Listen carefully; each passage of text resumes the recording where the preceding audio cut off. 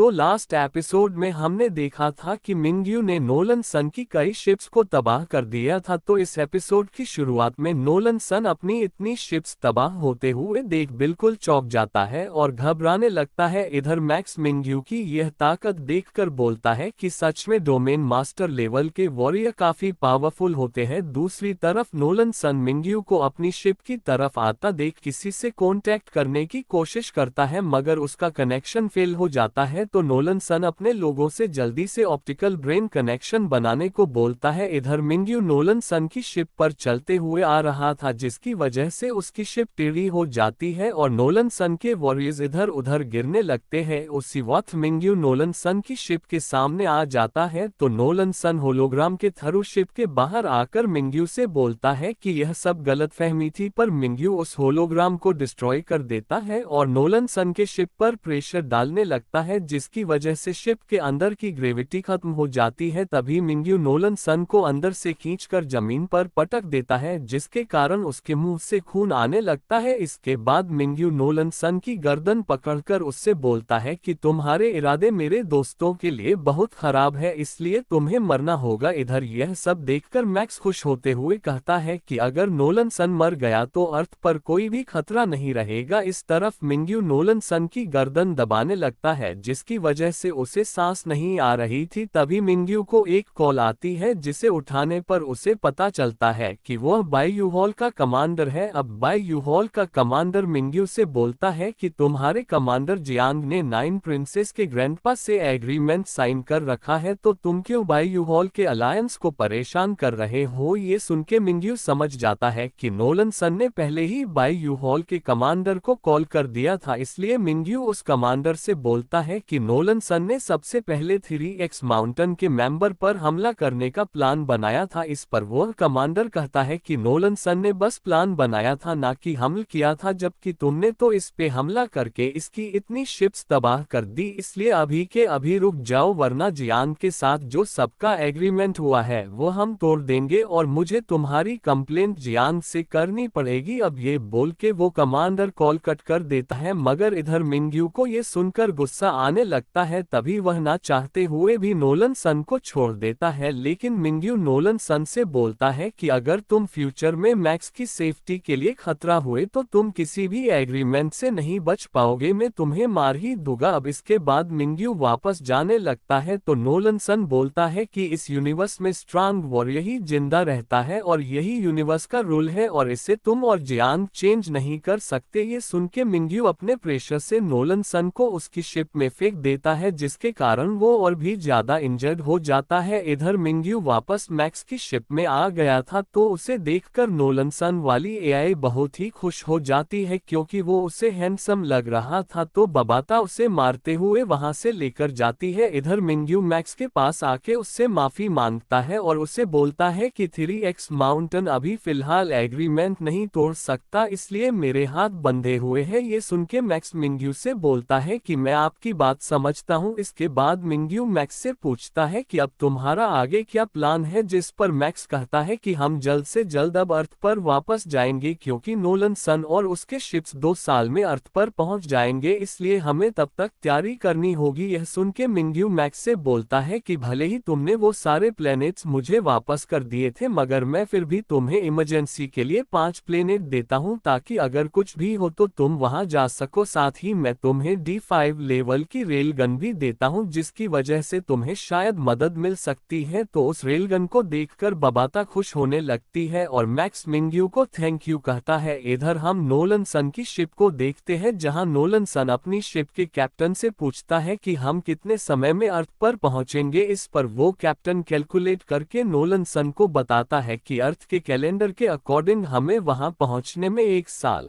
153 दिन लगेंगे। ये सुन के नोलन सन अपने कैप्टन से बोलता है कि मैं चाहता हूं कि तुम सभी शिप्स को फुल स्पीड पर कर दो, ताकि हम पहले ही वहां पहुंच जाए, जिसके कारण उन्हें कुछ भी प्लान बनाने का समय नहीं मिलेगा। ये सुन के वो कैप्टन बोलता है कि मैं ये कर तो सकता हूं, लेकिन ऐसा करने से हमारे पास वापस आने के लिए फ्यूल नहीं बचेगा। ये सुन के नोलन सन बोलता है कि हमारा मेन टास्क अर्थ पर रखे रोबोट प्लेन के एयरक्राफ्ट को हासिल करना है, जिसके अंदर हमें वापस वापसी के लिए फ्यूल भी मिल जाएगा, इसलिए तुम चिंता मत करो और अपनी स्पीड बढ़ाओ। साथ ही हमें मैक्स को भी मारना है, क्योंकि जैसे ही अर्थ बिना ओनर का होगा तो हम उसे एक स्लेव प्लेनेट बना सकते हैं। इसके बाद नोलन सन उस कैप्टन से बोलता है कि तुम्हें मैक्स को तो मारना है, मगर याद रखना तुम उसकी फैमिली को बचा कर रखना, क्योंकि हम उनसे बाद में बदला लेंगे। इस तरफ हम वापस मैक्स की शिप को देखते हैं जहां से मिंग्यू जा चुका था। तभी मास्टर होंग मैक्स से बोलते हैं कि आखिरकार यह सच ही हुआ कि हम किसी और के भरोसे नहीं रह सकते, हमें अर्थ को बचाने के लिए खुद ही ताकतवर बनना होगा, क्योंकि हो सकता है कि मिंग्यू बाद में भी हमारी हेल्प ना कर पाए। इस पे मैक्स मास्टर होंग से बोलता है कि आप चिंता मत कीजिए, हमारे पास अभी भी 9 प्रिंसेस के कैप्टन से छीने हुए 48 ट्रेजर्स है, ऊपर से हमारे पास काफी मनी है, जिसकी वजह से हम फाइट के लिए खुद को काफी प्रिपेयर कर सकते हैं। लेकिन मुझे एक डर है कि अगर 9 प्रिंसेस को वह क्रिस्टल हेरिटेज बॉल की पावर मिल जाए तो कहीं वह हमारे लिए मुसीबत ना बन जाए। दूसरी तरफ हम 9th प्रिंसेस और उसके ग्रैंडपा को देखते हैं, जो दोनों क्रिस्टल हेरिटेज बॉल लेने के लिए आ गए थे। तो वहां की एआई उनसे बोलती है कि वह क्रिस्टल हेरिटेज बॉल काफी सिक्योर है, इसलिए तुम्हें उसके लिए 3 पासवर्ड देने होंगे। ये सुन के वो तीनों पासवर्ड उस एआई को दे देते हैं, जो एक साथ जुड़कर नया पासवर्ड बनाने लगते हैं, जिनके ऐसा होते ही एक पोर्टल खुलता है और उसमें से एक बॉक्स बाहर आता है, जिसे देखकर 9 प्रिंसेस काफी खुश हो जाती है और अपने ग्रैंडपा से बोलती है कि क्या इसके अंदर हेरिटेज बॉल है। इस पर उसके ग्रैंडपा बोलते हैं कि अब हमें यह मिल चुका है, इसलिए हम और भी पावरफुल हो गए हैं। उसी वक्त वह ग्रैंडपा वह बॉक्स खोल के हेरिटेज बॉल देखता है, जो बॉक्स खुलते ही वो हेरिटेज बॉल हवा में उड़ने लगती है। इधर मास्टर लीशन मैक्स के खरीदे हुए ट्रेजर में से एक ट्रेजर बाहर निकालते हैं, जो कि एक थंडर टेक्निक से रिलेटेड था। तभी मास्टर लीशन उस ट्रेजर को एक्टिवेट कर देते हैं, जिसे एक्टिवेट करते ही उसमें से मिस्टर वू बाहर आ जाता है। तो ये देखकर मैक्स उससे पूछता है कि आप यहाँ क्या कर रहे हो। इस पे मिस्टर वू बोलता है अभी यह इम्पोर्टेंट नहीं है, पहले मुझे ये बताओ कि किसे वो थंडर टेक्निक सीखनी है। इसके बाद वो एक एक कर सबसे पूछने लगता है। तो नोलन सन की एआई मास्टर लीशन की तरफ इशारा करते हुए कहती है कि उन्हें वो टेक्निक सीखनी है। ये सुन के मिस्टर वू मास्टर लीशन को शॉक देते हुए बोलता है कि चलो, मेरे मास्टर को उनका नया वारिस मिल गया। ये सुन के मास्टर लीशन मिस्टर वू से पूछते हैं कि तुम कहना क्या चाहते हो। इस पर मिस्टर वू बोलता है कि मेरे मास्टर ने कहा था कि जिसे भी यह टेक्निक मिलेगी वही उनका वारिस होगा, और उसे मैं कई सारे मेरे मास्टर की सीक्रेट टेक्निक्स भी सिखाऊंगा। अब मिस्टर वू मास्टर लीशन को वो सभी टेक्निक दिखाते हुए बोलता है कि आज से तुम मेरे मास्टर के स्टूडेंट हुए। ये सुन के बबाता मास्टर लीशन का हाथ पकड़ लेती है, जिसके बाद वो दोनों मास्टर लीशन को अपनी तरफ खींचने लगते हैं, क्योंकि बबाता नहीं चाहती थी कि उसके मास्टर का स्टूडेंट किसी और के पास जाए। इधर मास्टर लीशन मैक्स और मास्टर होंग से मदद मांगते हैं, लेकिन वह दोनों तो ये देखकर हंस रहे थे। तभी बबाता मिस्टर वू से बोलती है कि मास्टर लीशन मेरे मास्टर के स्टूडेंट है, इसलिए बुढ़े तुम इसे मुझसे नहीं छीन सकते। ये सुन के मिस्टर वू गुस्से में बबाता से बोलता है कि तुम बुढ़ा किसे कह रही हो और तुम ये कहने वाली होती कौन हो। तभी मिस्टर वू देखता है कि बबाता भी उनकी तरह ही एक आई है, बल्कि वो उनसे भी ज्यादा एडवांस है। तभी बबाता मिस्टर वू को अपने एडवांस होने की वजह से उनको चिढ़ाने लगती है। तो मिस्टर वू एक प्लान बनाते हुए बबाता से बोलते हैं कि भले ही तुम मुझसे एडवांस एआई हो, पर मेरे पास तुमसे ज्यादा डाटा है जो मैं शेयर कर सकता हूं। तो बबाता वो डाटा चेक करती है, जो उसे काफी यूजफुल लगता है, इसलिए वो खुश होने लगती है। तभी मिस्टर वू बबाता से बोलता है कि मुझे इस डाटा के बदले मास्टर लीशन चाहिए। तो बबाता इसके लिए मान जाती है और बोलती है कि अगर तुमने मेरे मास्टर के स्टूडेंट को चुना है तो तुम्हारी चॉइस अच्छी है, इसलिए तुम मास्टर लीशन को सिखा सकते हो। तभी मैक्स मिस्टर वू से पूछता है कि वो क्रिस्टल हेरिटेज बॉल कितनी पावरफुल है। तो मिस्टर वू बोलते हैं कि उसकी पावर कमाल की है। उसी वक्त हम इस तरफ 9 प्रिंसेस और उसके ग्रैंडपा को देखते हैं, जहां 9 प्रिंसेस के ग्रैंडपा उस बॉल को टच करते हैं, जिसके ऐसा करते ही वहां एक पोर्टल ओपन होता है, जिसमें से मिस्टर वू बाहर आ जाते हैं और उन दोनों से बोलते हैं कि तुम्हें मुबारक हो कि तुमने क्रिस्टल हेरिटेज बॉल का कंपटीशन जीत लिया है, इसलिए तुम्हें गिफ्ट के तौर पर एक खास चीज मिलेगी। अब मिस्टर वू वो गिफ्ट दिखाने लगता है, जो कि असलियत में बस एक यूनिवर्सल कॉइन था, जिसे देखकर 9th प्रिंसेस और वो ग्रैंडपा हैरान हो जाते हैं। तभी मिस्टर वू उनसे बोलता है कि ये पासवर्ड्स क्रिस्टल बॉल के कंपटीशन कंपटीशन के लिए थे ना कि क्रिस्टल बॉल के लिए। अब ये कह के वो वहां से चला जाता है, जिसके बाद नाइन्थ प्रिंसेस को बहुत गुस्सा आने लगता है और वो अपने ग्रैंडपा से कहती है कि हमें मिस्टर वू से बदला लेना होगा। इस पर वह ग्रैंडपा गुस्सा होते हुए कहता है कि तुम ये किसी को भी मत बताना कि हमारे साथ ऐसा हुआ है, वरना हमें बहुत नुकसान होगा। इधर मिस्टर वू मैक्स को बोलता है कि वो क्रिस्टल बॉल फेक है, क्योंकि लाखों साल पहले मैंने अपने सोर्स कोड को इस थंडर टेक्निक में ट्रांसफर कर लिया था, इसलिए जो उन्हें क्रिस्टल बॉल मिली है वह नकली है, बल्कि असली मेरे पास है। ये सुन के वो सब हैरान हो जाते हैं। इसके बाद मिस्टर वू बोलता है कि सोर्स को ट्रांसफर होने की वजह से ही मैं उस वर्ल्ड से यहाँ आ पाया हूँ। ये सुन के मैक्स उनसे बोलता है कि आपने ऐसा क्यों किया। इस पे मिस्टर वू बोलता है कि भले ही मास्टर मुझे उस वर्ल्ड में रखना चाहते थे, लेकिन मेरी भी कुछ फीलिंग्स है और मैं भी आजाद होना चाहता हूँ और इसलिए मैंने ये सब किया। ये सुन के वो नोलन सन की एआई रोने लगती है, क्योंकि उसे ऐसा लग रहा था कि मिस्टर वू उसी के दिल की बात बोल रहे हैं, इसलिए वो कहती है कि मुझे भी मेरे अधिकार चाहिए। तभी मैक्स मिस्टर वू से बोलता है कि अगर आप यहाँ हो तो उस वर्ल्ड में अब क्या हो रहा होगा। इस पर मिस्टर वू बोलते हैं कि वह वर्ल्ड हमेशा के लिए अब बंद हो गया होगा। ये सुन के मैक्स गुस्सा होते हुए कहता है कि ऐसे तो जो भी वॉरियर वहाँ है वह हमेशा के लिए वहीं फंस जाएंगे, और अगर हम भी गलती से वहाँ रह जाते तो हम भी वहीं फंस जाते। और मैक्स उनसे कहता है कि आपने तो क्रिस्टल बॉल और कई चीजों के बारे में झूठ बोला है। इस पर मिस्टर वू उससे कहता है कि भले ही वह क्रिस्टल बॉल नकली थी, लेकिन वह क्रिस्टल बॉल एग्जिस्ट करती है और वह क्रिस्टल बॉल खुद में ही हूँ। ये सुन के वो सभी है शौक हो जाते हैं और इसी के साथ ये एपिसोड यही खत्म हो जाता है। और हाँ दोस्तों, अगर आपको ये वीडियो अच्छी लगी है तो इस चैनल को सब्सक्राइब कर ले ताकि आने वाली न्यू वीडियो की नोटिफिकेशन मिल सके आपको। Thank you for watching.